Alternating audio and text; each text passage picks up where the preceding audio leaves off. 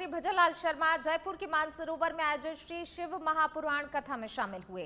इस दौरान मुख्यमंत्री ने महायज्ञ की पूर्णाहुति में भाग लेते हुए भगवान शिव की विधिवत आरती की और प्रदेश वासियों के उत्तम स्वास्थ्य, सुख, समृद्धि और खुशहाली की कामना की। वहीं कार्यक्रम के दौरान उन्होंने कहा कि हमारे उत्सव, कथाएं, हमारे त्योहार भारतीय संस्कृति की शक्ति हैं जो समाज में समरसता और संस्कारों का संचार करते हैं। इस अवसर पर बड़ी संख्या में श्रद्धालु भी मौजूद रहे जिन्होंने भक्ति भाव से कथा का आनंद लिया। मेरे भाई बहनों को भी मैं स्वागत और अभिनंदन करता हूं, क्योंकि जहां ये कार्यक्रम हो रहा है वहां का सेवक मैं ही हूं, इसलिए एक सेवक होने के नाते भी मैं आप सभी का बहुत बहुत स्वागत और अभिनंदन करता हूं। सबसे पहले मैं गुरुजी के चरणों में इसलिए नमन करता हूं कि ये कार्यक्रम ऐसे समय पर हो रहा है।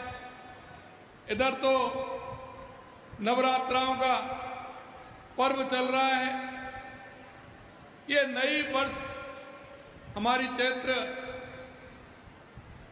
जो प्रारंभ हुई है, ये नई वर्ष में ही आपने और नवरात्रा में ये कार्यक्रम रखा है और इसमें आनंद इसलिए भी आ रहा है कि शिव महापुराण की अमृत वर्षा भी हो रही है। ये हमें बहुत अच्छा आपने समय चुना है, इसके लिए मैं आपको बहुत बहुत शुभकामनाएं देता हूं, बधाई देता हूं। मित्रों, हमारी सनातन संस्कृति में यह बहुत बड़ा महत्व है और आप देखेंगे, एक एक तिथि देखेंगे, एक एक समय देखेंगे तो अपने आप में एक निराला है, क्योंकि हमारे जो ग्रह हैं, नक्षत्र हैं, हमारे दिन हैं, हमारे उत्सव हैं, हमारे त्योहार हैं, ये हमारी संस्कृति को मजबूत करने का काम करते हैं और इनके पीछे कोई ना कोई हेतु होता है और उस हेतु से काम किया जाता है। मैं माननीय पंडित जी को यह भी कहना चाहता हूं कि एक और मां दुर्गा की आराधना है तो दूसरी शक्ति का संचार होता है।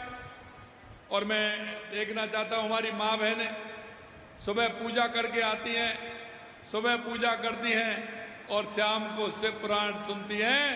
ये गंगा, यमुना, भागीरथी का जिस तरह से मेल आपने किया है वो भी शुभ है।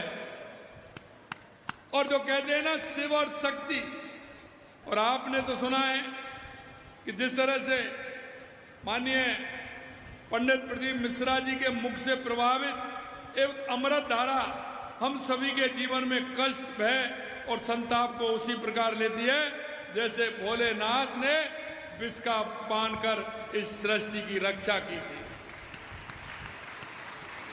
यह बहुत ही अच्छा मेल है।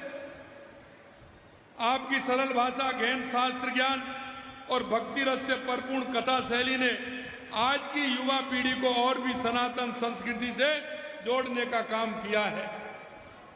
परम पूज्य के मुख से कथा सुनने का अर्थ है प्रत्यक्ष शिव कृपा प्राप्त करना, अपने जीवन को सार्थक दिशा देने का काम हमारा होता है। माननीय पंडित जी, आप इस काम को कर रहे हैं, यह बहुत ही अच्छा समय आपने चुना है।